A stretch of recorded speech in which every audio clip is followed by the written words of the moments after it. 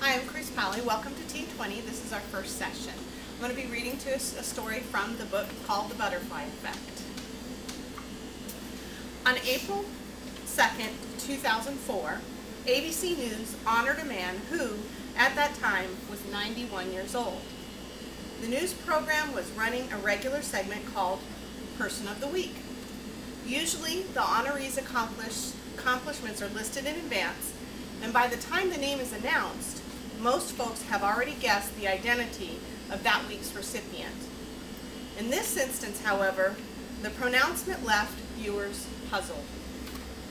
And so, our person of the week is, the anchorman finally said, Norman Borlaug. One can only imagine the frowns. Who? Who did he say? Norman. What was the last name? Yet, despite our unfamiliarity, Norman Borlaug is a man who is personally responsible for drastically and dramatically changing the world in which we live. You see, in the early 1940s, Norman Borlaug hybridized high-yield, disease-resistant corn and wheat for arid climates. From the Dust Bowl of Western Africa to our desert Southwest, from South and Central America to the plains of Siberia, across Europe and Asia. Borlaug's specific seed product flourished and regenerated where no seed had ever thrived before. Through the years, it has now been calculated that Norman Borlaug's work saved from famine more than 2 billion lives. Actually, it was never reported, but the anchorman was misinformed. It was not Norman Borlaug who saved the 2 billion people, though very few caught the mistake. It was a man named Henry Wallace. Henry Wallace was the Vice President of the United States under Franklin Roosevelt. Wait a minute, you might exclaim. I thought Harry Truman was the Vice President under Roosevelt. That is very true, but remember, Roosevelt served 4 terms. He had 3 different vice presidents, and the second man to serve as Roosevelt's vice president from 1941 to 1945 was Henry Wallace. Wallace was the former Secretary of Agriculture who, after his 1 term as vice president, was dumped from the ticket in favor of Truman. While Wallace was vice president, however, he used the power of that office to create a station in Mexico whose sole purpose was to hybridize corn and wheat for arid climates. He hired a young man named Norman Borlaug to run it. So Norman won the Nobel Prize, and Norman Borlaug was awarded the Presidential Medal of Freedom. But considering the connection, it was really Henry Wallace that saved the 2 billion people. Or was it George Washington Carver? You remember Carver, don't you? The peanut. But here's something that very few people know. When Carver was 19 years old and a student at Iowa State University, he had a dairy sciences professor who, on Saturday and Sunday afternoons, would allow his 6-year-old boy to go on botanical expeditions with this brilliant student. It was George Washington Carver who took that boy and instilled in him a love for plants and a vision for what they could do for humanity. It was George Washington Carver who pointed 6-year-old Henry Wallace's life in a specific direction, long before he ever became Vice President of the United States. It is amazing to contemplate, isn't it? George Washington Carver flapping his butterfly wings with the peanut. There are currently 266 things he developed from the peanut that we still use today. He flapped his wings with the sweet potato. There are 88 things Carver originated from the sweet potato that we still use today.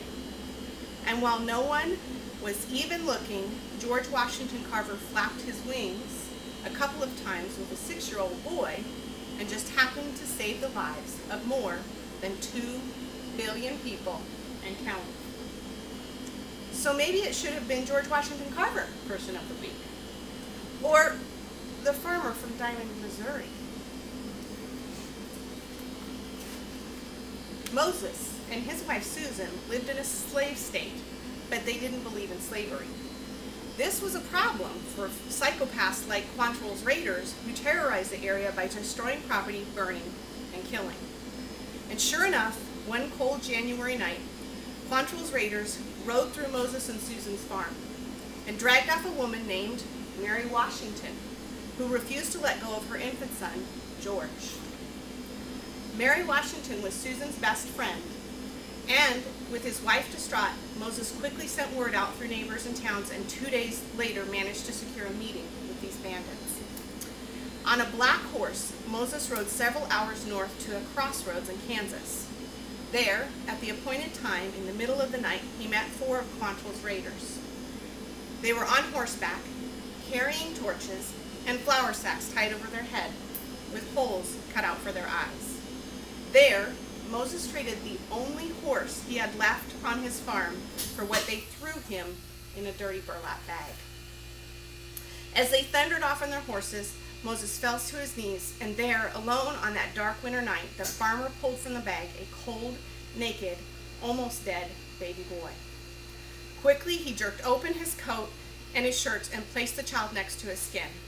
Covering them with his own clothes and relying on the warmth of his own body, the man turned and walked the baby out. Moses walked through the night and into the next morning to get the child to safety. He sang to the child and told him he would care for him.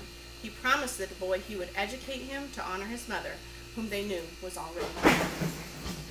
That was the night the farmer gave the baby his name, and that was how Moses and Susan Carver came to raise that little baby, George Washington.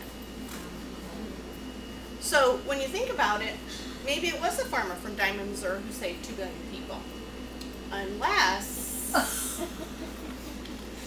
Is there an ending to this story? Exactly who was it that saved the 2 billion lives? Is there a specific person to whom we could point? How far back would we have to go? How many lives would we need to examine in order to determine who it really was whose actions saved 2 billion people? A number that continues to increase every minute. And how far forward would we need to go into your life to show the difference that you make? There are generations yet unborn whose very lives will be shifted and shaped by the moves you make and the actions you take today, and tomorrow, and the next day, and the next. Every single thing you do matters. You have been created as one of a kind. On the planet Earth, there have never been one like you. There will never be again. Your spirit, your thoughts, your feelings, your ability to reason and act all exist in no one else. The rarities that make you special are no mere accident or quirk of fate. You have been created in order that you might make a difference. You have within you the power to change the world. Know that your actions cannot be hoarded, saved for later, or used selectively. By your hand, millions, billions of lives will be altered, caught up in a chain of events begun by you this day. The very beating of your heart has meaning and purpose. Your actions have value far greater than silver or gold. And your life, what you do with it today, matters forever. Yay! Oh, we're so excited. We love Chris and her storytelling. Like, I think every week you should bring a story. Because we love it. Okay. So we're so excited for you that are watching online and then for all of you that are here, because T20 is all about transforming 20 women's lives to become directors, because that's what this is all about, is getting to a point where everything is transformed and nothing stays the same.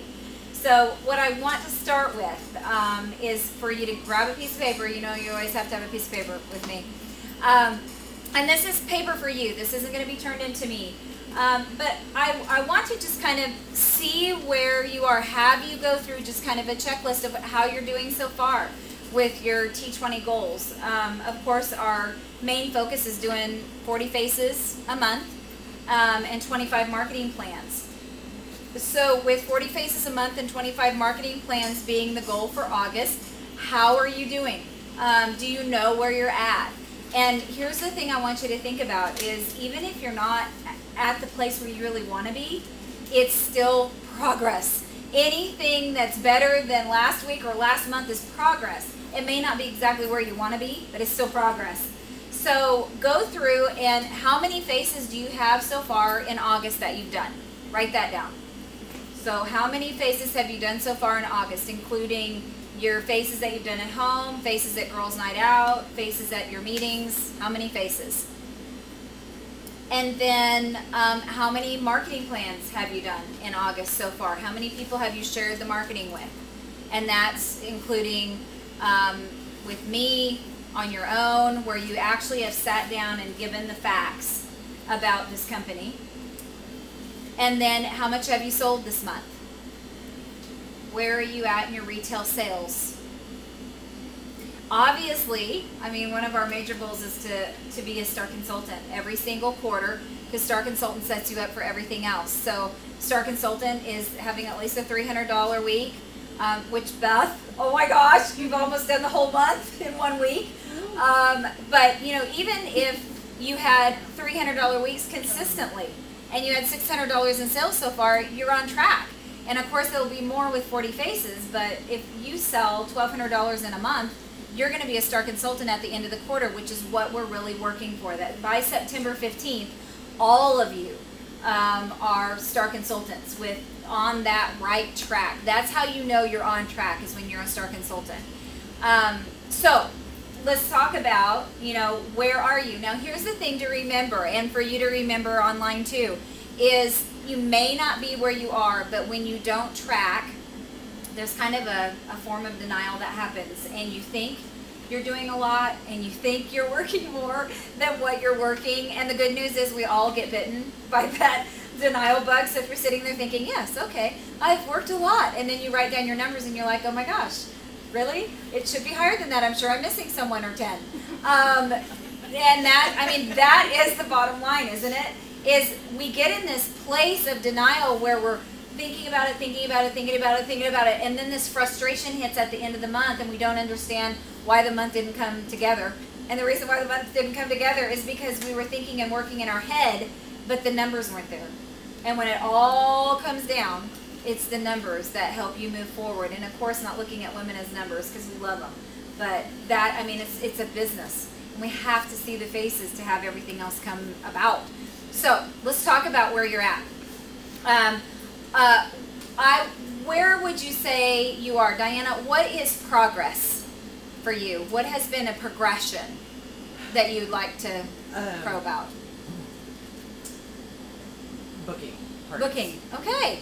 So your booking has been better in the month of August than it was in the month of July? Huge.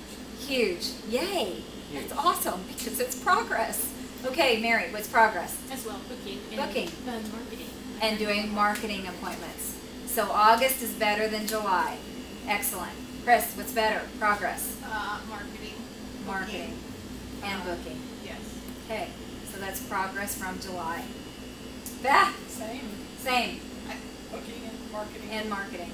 And Okay. I've probably now done almost as many faces already this month than what I did total last month. So your faces are already almost completely what it was last month in July. Yes. Okay, so here's what I want to know. What is it that you think is making the difference? What has happened that has put you further ahead in August at the halfway mark than what all of July was? Accountability. Focus. Focus. Accountability. Both. Yeah. And focus. Effort. Putting in the effort, Yeah, which determination. goes back to that determination and focus factor. So here's what I'm learning about this whole process of moving forward is you guys do better in groups. When the group is moving, you don't want to be left. Nobody wants to be left when the group is moving. And this train is moving.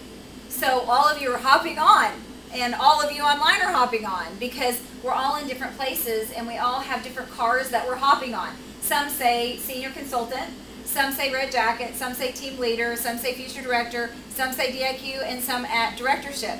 But we're all hopping on, and what the wheels that make that train move are the booking calls and the marketing appointments and the sales.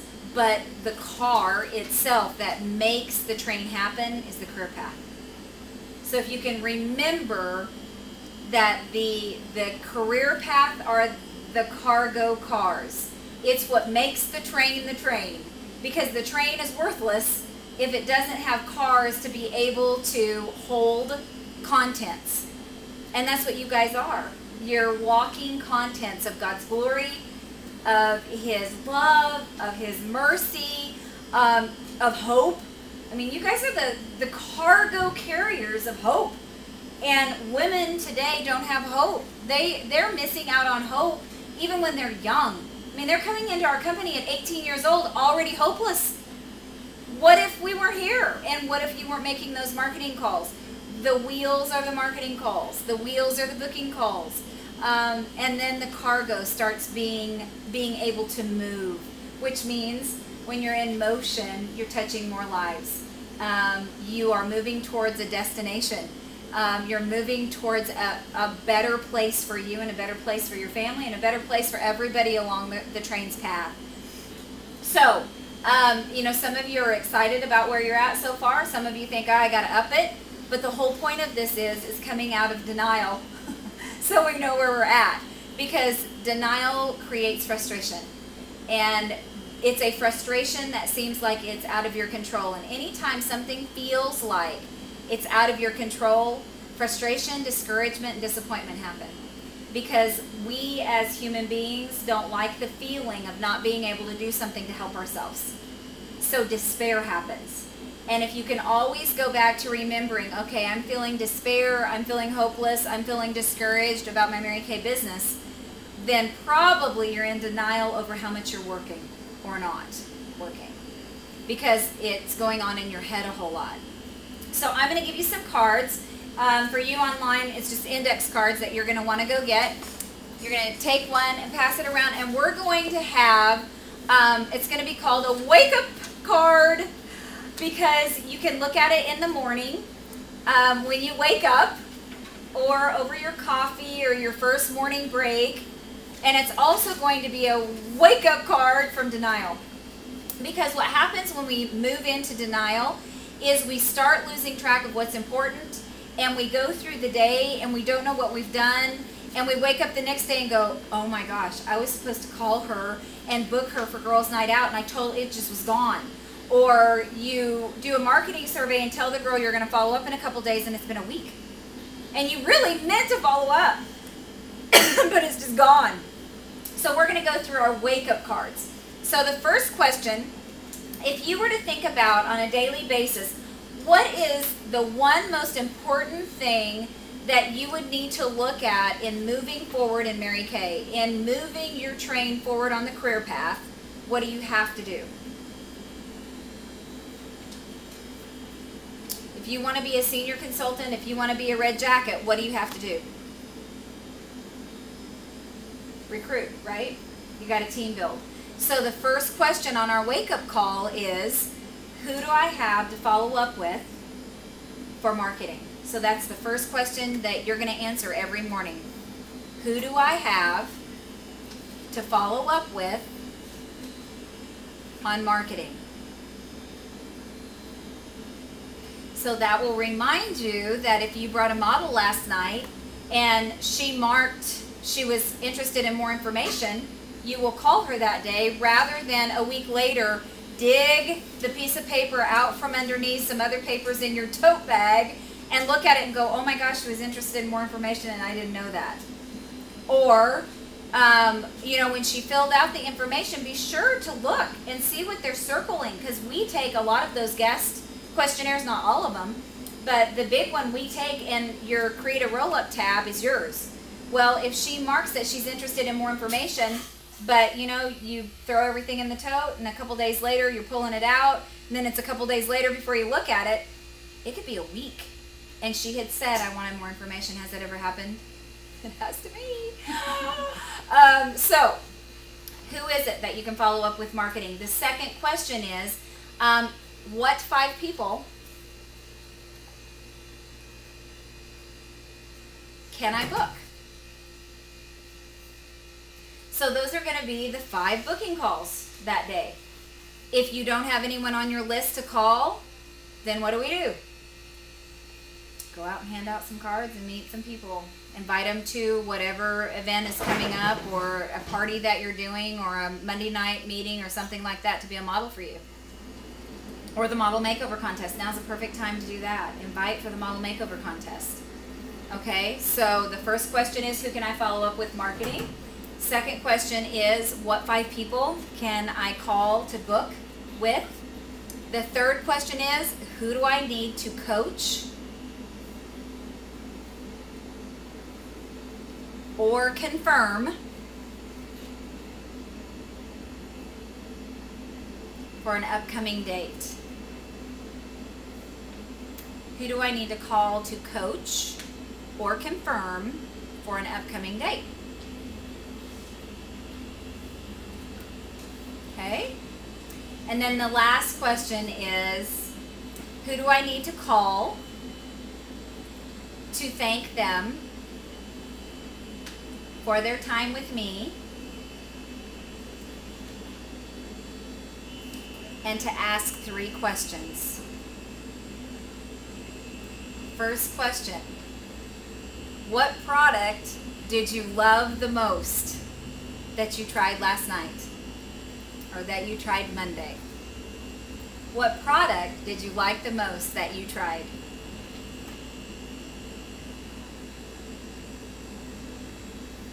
Are there any, number 2, are there any products that you didn't order that you would like to place an order for today? Are there any products that you didn't order that you would like to order today?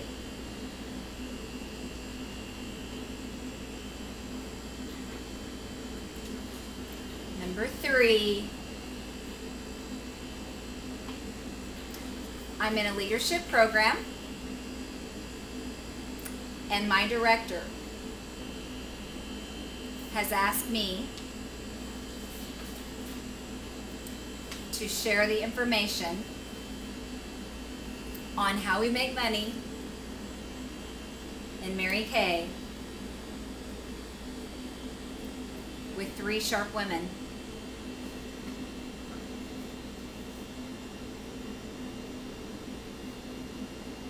I would love to have feedback from you, because I would love to have feedback from you because, and then whatever it is that you find that stands out the most about her. Now, if she says, I'm not really interested in hearing more information about Mary Kay, it's just really not something I have any interest in at all, then that's when you ask her if she'd like to share with a couple friends for free product. If she sets a coffee date, then you don't move to that, because she may recruit. But if she didn't book at the appointment she was at, ask her again. If she says, I appreciate you asking me about the information on the company, but I'm really not interested in hearing that right now, then the last question would be, I'm giving away free product.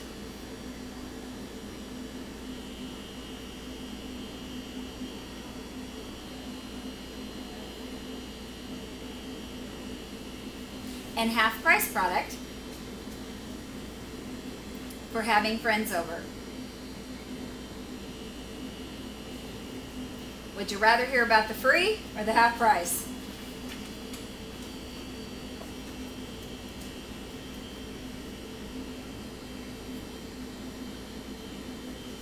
So let's look at this.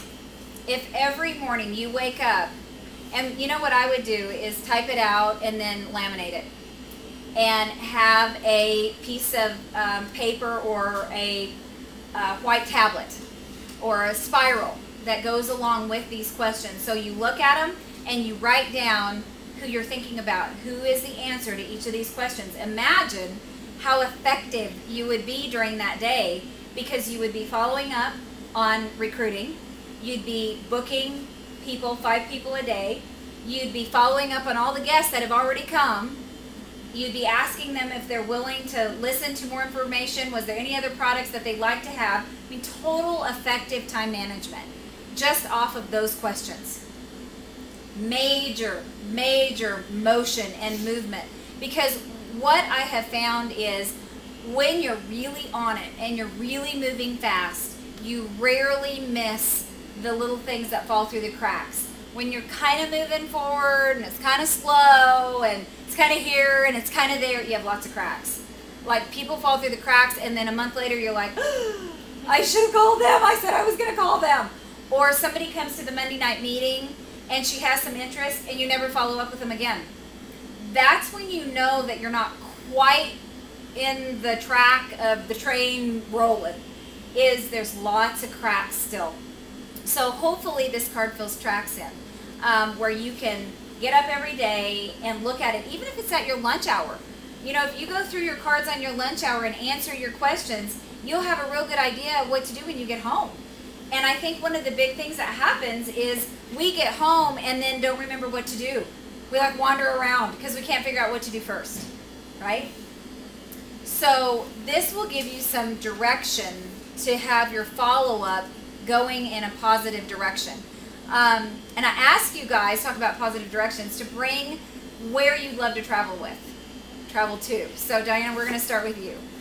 Where do you want to travel with your Mary Kay money? Would be back to Venice. Back to Venice. Wow. Those How beautiful is that? are all pictures I stood there and took because I've been there and Oh my goodness. loved it and would love to go back to the little cameo shop at the top of the Rialto Bridge. Oh my goodness, to go And back buy to another Venice. cameo. Go back to Venice. So, do you know about how much it would take to go back to Venice? Oh, a lot. Figure it out. Yeah. Figure it out so you know. Because even if you take just a little bit every month and put into your Venice account, that gets exciting. Because you're going somewhere closer to Venice than you were yesterday. Right? Mary.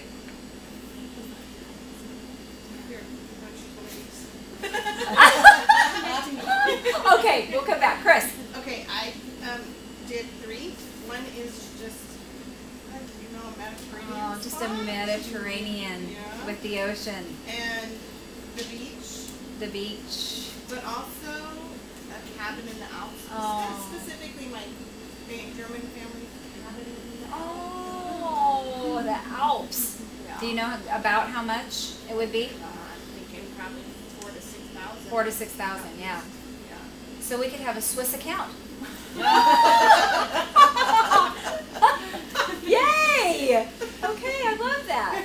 That. I forgot my iPad because I have a new phone. My Oh! stuff's on my iPad. Where was the destination? Well, there are a couple of places. I would love to go to like Fiji. Fiji. And stay Oh, I've in heard an so much over about bungalow. Fiji. Yes. Or I love Santorini. Oh, it's beautiful. Been I'd there. love to go It's there. gorgeous. So, Either one of those would do. yes, Okay, definitely. figure out what it would be. So you can have a Fiji Santorini account. Okay, Mary. I'm thinking these look like Hawaii. I think Hawaii! Yeah! Hawaii would be fun. That would be very fun. So, you know what's interesting about this is how long has it been since you've even really connected to where you want to go? Because usually what happens is we stop connecting to those places because they seem ridiculous. And with your Mary Kay business going forward and the train cars moving forward, that means it's not ridiculous anymore because that train can go anywhere. It can take those vacations that you never thought you'd go again. And you can go back to Venice. It's those things, and how sad it is that through our lives we lose the want to dream because it feels discouraging. So when you realize that every booking call that you make is attached to all kinds of amazing things. It's attached to Venice. It's attached to Hawaii.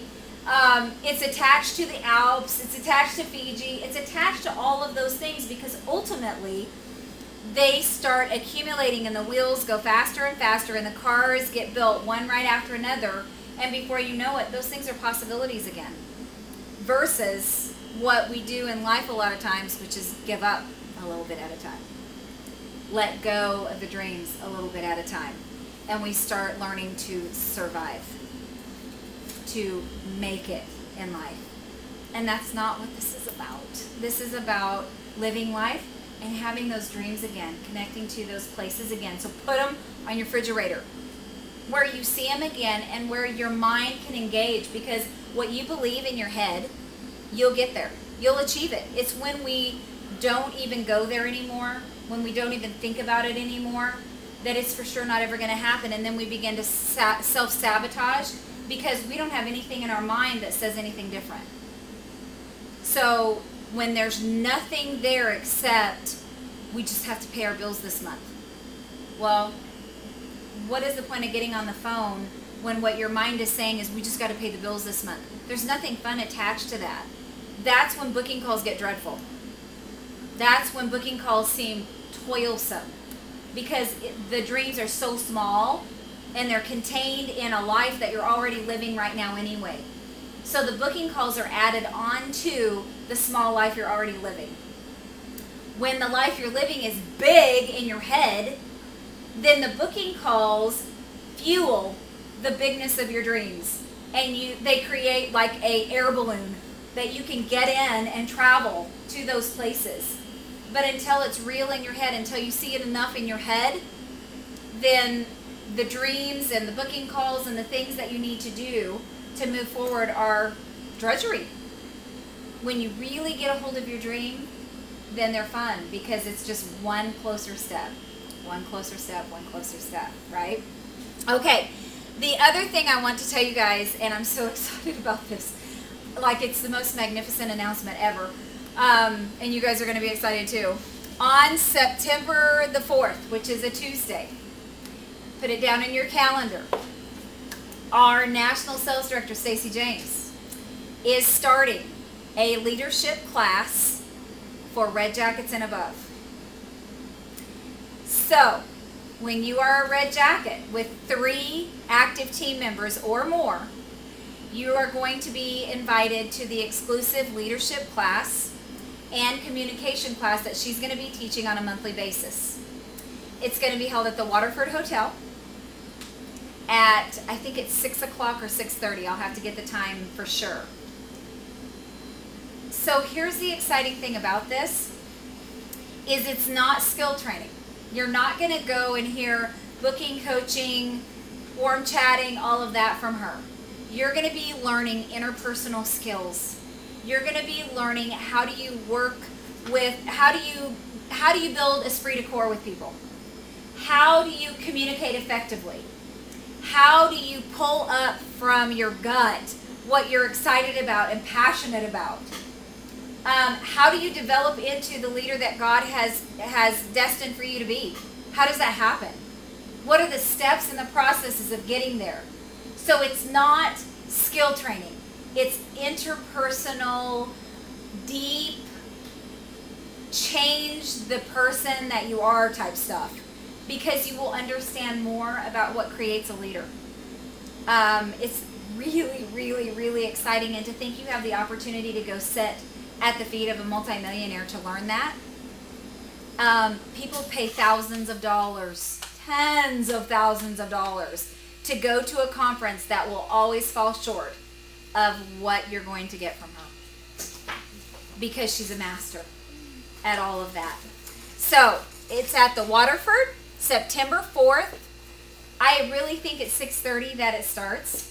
You have to be an active Red Jacket. So I'm talking to you guys about the dreams and the visions that you have. Here's my dream and vision of the Waterford, okay? So if you've ever been to the Waterford, I want you to think about what the Waterford looks like. It's beautiful. There's glass everywhere. It's classy. And all the directors are getting out with their 1 or 2 Red Jackets. And they're so excited because they've got 1 or 2. Here's what's going to happen with us, because this is my vision. And I'm going to see it and see it and see it. We're going to drive up in a caravan, because there's so many of us. And I don't mean taking 1 or 2. I mean taking all of the T20. And I believe there's like 20 of you now on the text. All of you. So one right after another, the doors open. The Red Jackets start stepping out, and you're all going to have on this necklace, and Mary has the very first one. all of you will be getting this Go for Red, Go Ahead for Red necklace. So I want you to get a visual of this. 6:30 at night, still kind of sunny out. Everybody's excited. They're getting out with their 1 or 2 red jackets. And then the whole caravan of us come up to the front of the Waterford. And the 4 doors start opening. And the red jackets start piling out. And then we're going to all get in the registration line together. So every single one of you is going to say, I'm here for the red jacket. What is your registration? I am Chris Pally, and who are you with? The Amy Chrisley unit. I am Mary, and who are you with? The Amy Chrisley unit.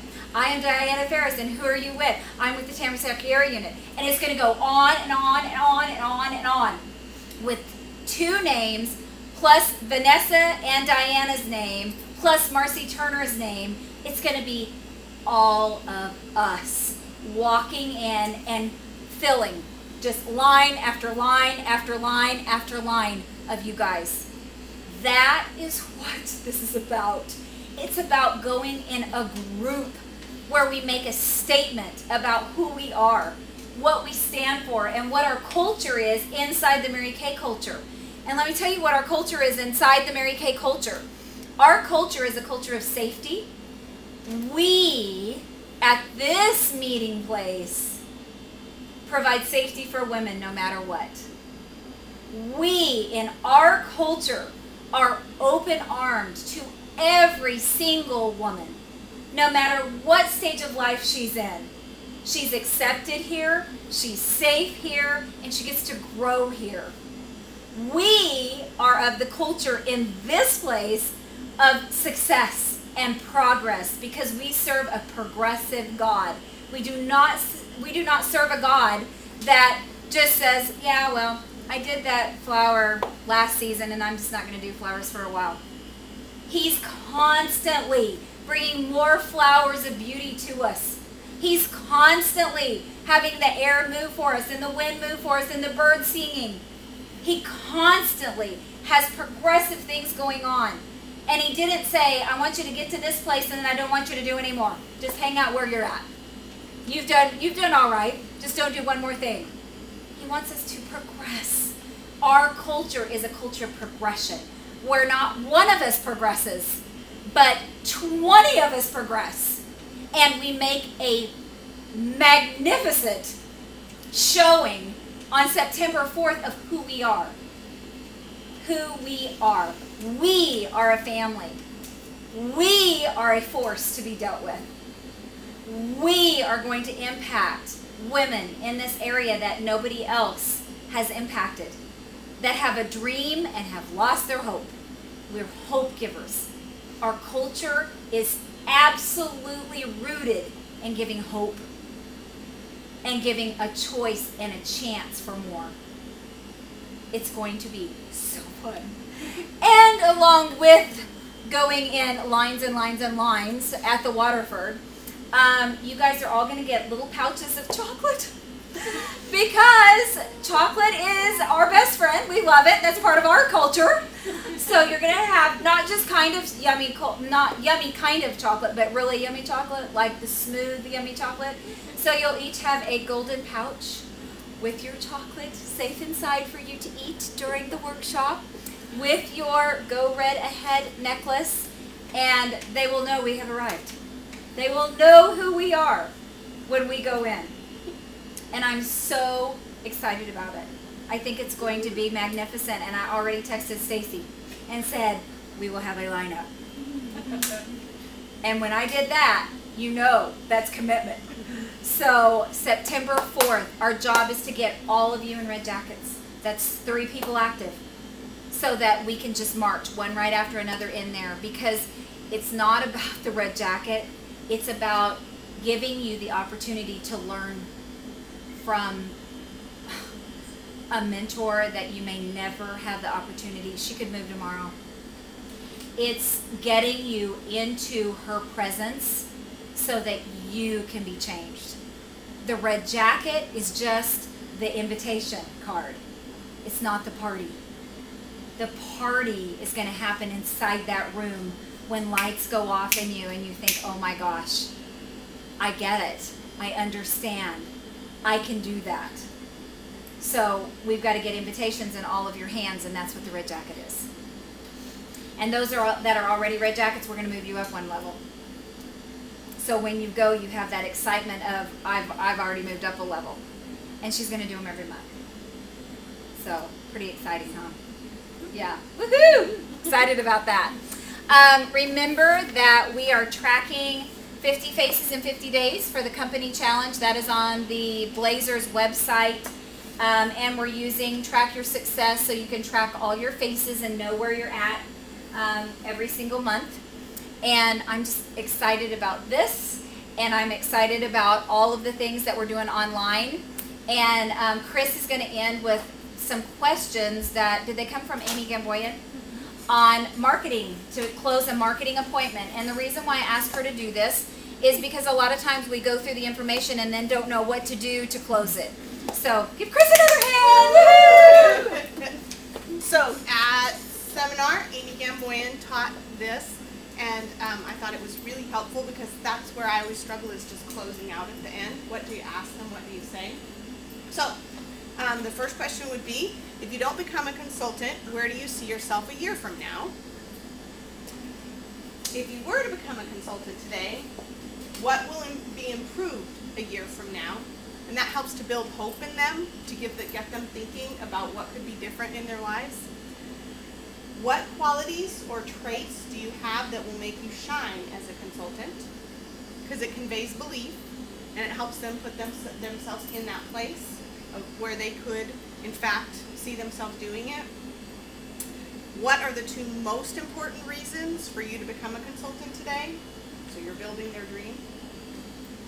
And then number 5 would be, it does sound like you would be an excellent consultant. Why don't you give it a try? Very good. Yay. Okay, so this concludes our first online session and resident session, I guess, at the Eve Center. And you will be getting your texts throughout the week, so be sure and text back all the good information. And we are going to, what are you saying to me? Today's date. Do you want a date for me? Are you asking me out on a date, Diana? So that they know. Oh, what the date is. It is August the 13th. Today. Very good. Thank you. So this is August the 13th. And we're excited to be doing this with everybody. So be sure and send in your texts of good news. And we'll see you on September 4th at the Waterford. Okay. Have a good week.